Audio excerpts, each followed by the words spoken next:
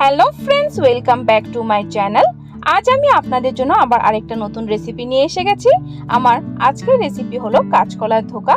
খুবই ইজি বানানো এবং রেসিপিটা কিন্তু খেতেও খুব সুস্বাদু। আপনাদের কিচেনেও এই রেসিপিটা ট্রাই করতে পারেন, আপনাদের পরিবারের সকলের কিন্তু খুব পছন্দ হবে। আসুন দেখে নেওয়া যাক কিভাবে বানাতে হয়। কাঁচা কলার ধোকা বানানোর জন্য এখানে আমি নিয়ে নিয়েছি 1 বাউল পরিমাণ কাঁচা কলা সেদ্ধ করে এইভাবে ম্যাশ করে নিয়েছি। আর সেম বাউল পরিমাণে নিয়েছি মসুর ডাল বাটা। এখানে আমি মসুর ডালটা ইউজ করছি, আপনারা চাইলে অন্য ডালও ইউজ করতে পারেন, ছোলার ডাল বা মটর ডাল, কিন্তু ডাল আর কাঁচা কলাটা কিন্তু সমান ভাগ নেবেন। এখন আমি ধোকাটা বানিয়ে নেব। একটা কড়াইতে আমি দিয়ে দিচ্ছি 2 টিস্পুন পরিমাণ সরষের তেল। তেলটাকে আমি ভালো করে গরম করে নেব। তেলটা গরম হয়ে গেলে দিয়ে দেব আমি সেদ্ধ করে রাখা কাঁচা কলাটা। তারপর দিয়ে দিব বেটে রাখা ডাল।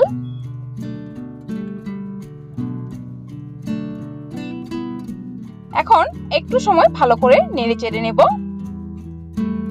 তারপর দিয়ে দিচ্ছি স্বাদ মতো নুন, দিয়ে দিচ্ছি হলুদ গুঁড়ো, আর দিয়ে দিচ্ছি সামান্য জিরে গুঁড়ো, আর দিয়ে দিচ্ছি একদম সামান্য পরিমাণ গরম মশলা গুঁড়ো। এখন আমি সবগুলো একসাথে ভালো করে মিশিয়ে এভাবে নেড়ে চেড়ে নেব। নাড়তে নাড়তে দেখবেন মিশ্রণটা কিন্তু একটা দলা পাকে যাচ্ছে, তার মানে আমার ধোকার মিশ্রণটা পারফেক্টলি তৈরি হয়েছে।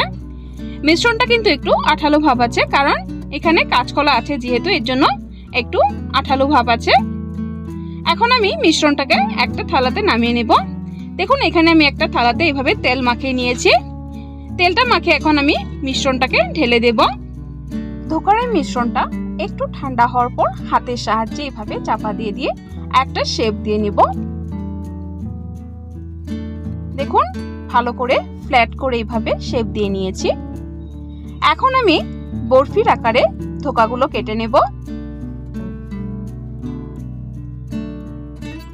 কাঁচা কলার ধোকাটা কিন্তু একটু নরম হয়, একটু সাবধানে করবেন। দেখুন আমি বরফি শেপে সবগুলো ধোকা কেটে নিয়েছি।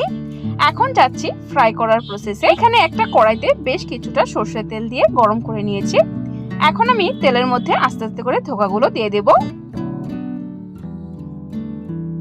দেখুন আমি ধোকাগুলো দিয়ে দিয়েছি। অল্প অল্প করে ধোকাগুলো ভেজে নেব।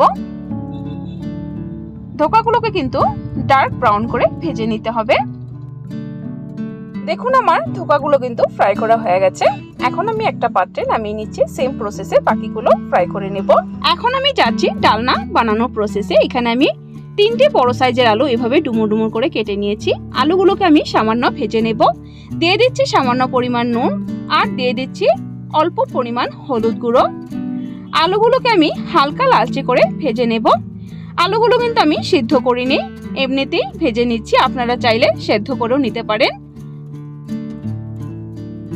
দেখুন আমার আলুগুলো কিন্তু ফ্রাই করা হয়ে গেছে। আলুগুলো আমি নামিয়ে নিচ্ছি। এখন সেম কড়াইতে সেম তেলের মধ্যে দিয়ে দিচ্ছি গোটা গরম মশলা। এখানে নিয়েছি দালচিনি, লং, এলাচ, গোটা জিরে, তেজপাতা আর একটা শুকনো লঙ্কা এভাবে চিড়ে দিয়েছি। ফোড়নটাকে একটু সময় ভেজে নেব। ফোড়নটা ভেজে নেওয়া হয়ে গেলে তারপর দিয়ে দিচ্ছি এখানে আমি টমেটো পিউরি। এখানে আমি 2টো বড় সাইজের টমেটো এভাবে পিউরি করে নিয়েছি। টমেটোটাকেও একটু সময় তেলের সাথে নেড়ে চেড়ে নেব। তারপর দিয়ে দেব এখানে গুঁড়ো মশলা। আগে দিয়ে দিচ্ছি আমি নুন। নুনটা আপনাদের স্বাদ অনুযায়ী দিবেন। দিয়ে দিচ্ছি 1 টিস্পুন পরিমাণ হলুদ গুঁড়ো, দিয়ে দিচ্ছি 1 টিস্পুন পরিমাণ জিরে গুঁড়ো, আর দিয়ে দিচ্ছি 1/2 টিস্পুন পরিমাণ গরম মশলা গুঁড়ো, আর দিয়ে দিচ্ছি 1 টিস্পুন পরিমাণ লাল লঙ্কা গুঁড়ো। এখন আমি গুঁড়ো মশলাটাকেও ভালো করে কষিয়ে নেব এইভাবে তেলের সাথে। একটু সময়ের জন্য ঢাকা দিয়ে দেব। 2 মিনিট পর আমি ঢাকনাটা তুলে দিচ্ছি। দেখুন মশলা থেকে কিন্তু তেলগুলো বেরিয়ে এসেছে। এখন আমি দিয়ে দিচ্ছি ভেজে রাখা আলুগুলো।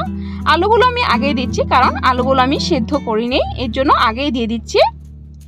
আলুগুলোর সাথে মশলাটাকে ভালো করে কষিয়ে নেব। তারপর আলুগুলোকে একটু সময়ের জন্য ঢাকা দিয়ে রেখে দেব। এখানে আমি 5 মিনিটের জন্য ঢাকা দিয়ে রেখে দিচ্ছি, তাহলে আলুগুলো কিন্তু সেদ্ধ হয়ে যাবে। 5 মিনিট পর আমি ঢাকনাটা তুলে দিচ্ছি।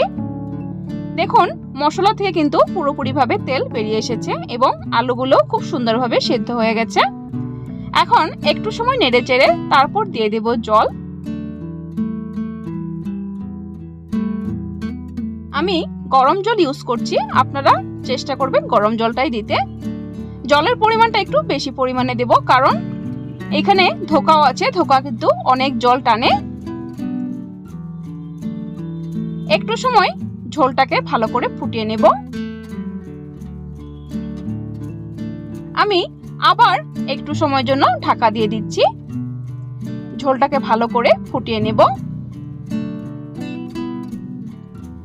10 মিনিট পর ঢাকনাটা তুলে দিচ্ছি। দেখুন ঝোলটা কিন্তু ভালো করে বয়েল এসে গেছে।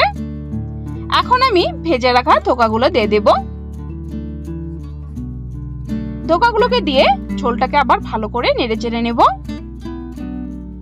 ধোকাগুলোকে দিয়ে খুব আস্তে আস্তে নাড়াচাড়া করবেন, নইলে ভেঙে যাওয়ার চান্স থাকে। তারপর আমি দুটো কাঁচা লঙ্কা এভাবে চিড়ে দিয়ে দিচ্ছি। একটু সময় এভাবে নেড়ে চেড়ে তারপর দিয়ে দিচ্ছি চিনি। নিরামিষ রান্নাতে কিন্তু চিনিটা দিলে একটু টেস্ট অন্যরকমই আসে। এখন আমি গ্যাসের ফ্লেমটা বন্ধ করে দিয়েছি, ডালনাটা কিন্তু আমার তৈরি হয়ে গেছে। লাস্ট আমি দিয়ে দিচ্ছি একটু পরিমাণ গরম মশলা। এটা আমি শাহি গরম মশলা ইউজ করছি। আর দিয়ে দিচ্ছি 1 টেবিলস্পুন পরিমাণ ঘি। ঘিয়ে কিন্তু রান্নাতে খুব সুন্দর একটা টেস্ট আসে। আপনাদের যদি অপছন্দ হয় তাহলে ঘিটা স্কিপ করতে পারেন। এখন আমি ডালনাটাকে ভালো করে আবার একটু নেড়ে চেড়ে নেব। সো বন্ধুরা, আজকের এই কাঁচা কলার ডালনা রেসিপিটি আমার তৈরি হয়ে গেছে। আজকের এই রেসিপিটি কেমন লেগেছে কমেন্ট বক্সে অবশ্যই জানাবেন। ভালো লাগলে একটা লাইক দিয়ে দিবেন। আর আমার চ্যানেলে কোনো নতুন বন্ধু হয়ে থাকলে চ্যানেলটাকে সাবস্ক্রাইব করার জন্য অনুরোধ রইল। সাবস্ক্রাইব করে পাশে থাকা বেল আইকনটা অবশ্যই ক্লিক করে দিবেন, তাহলে আমার চ্যানেলে কোনো নতুন রেসিপি আসলে নোটিফিকেশন আপনারা পেয়ে যাবেন।